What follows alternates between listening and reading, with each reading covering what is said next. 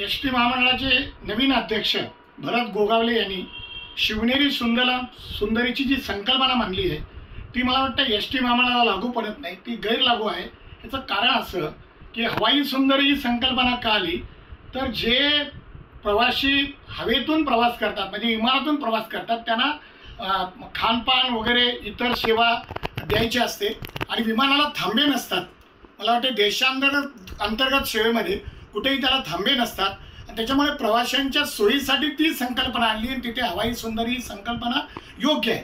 पण एस टीमध्ये तसं नाही, एस टीच्या कुठल्याही सेवेला थांबा नाही अशी एकही सेवा नाही आहे। अगदी पुणे मुंबई मार्गावर सुद्धा एस टीच्या सेवेला मध्ये चहा पाण्यासाठी थांबतात, प्रवाशांना काही टॉयलेटला जायचं असतं वगैरे अशा ठिकाणी थांबा आहे त्याला आणि म्हणून ही गैरवाजवी संकल्पना आहे। ह्याच्यातून महामंडळाच्या पैशाचा अपव्यय होणार आहे। मला असं वाटतंय की एस टीचा चालक वाहक जो आहे किंवा आमचा इतर कर्मचारी आहे तो सर्वात मोठा सुंदरी आहे, तो सर्वात मोठा ब्रँड अँबॅसेडर आहे, कारण त्यांनी चांगली सेवा दिल्याची अनेक उदाहरणे आहेत आणि त्यांनी चांगली सेवा दिली म्हणून तर आज एस टी फायद्याच्या उंबरठ्यावर येऊन ठेपलेले आहे आणि म्हणून त्यांचे जे प्रश्न आहेत त्यांना जर चांगल्या सुविधा दिल्या, कर्मचाऱ्यांच्या मागण्या मान्य केल्या किंवा प्रवाशांना अजून या शिवनेरी सेवेमध्ये किंवा इतर सेवांमध्ये चांगल्या सुविधा दिल्या तर ते फायदेशीर होईल। मला वाटतं हवाई शिवनेरी सुंदरी या संकल्पनेला आमचा विरोध आहे।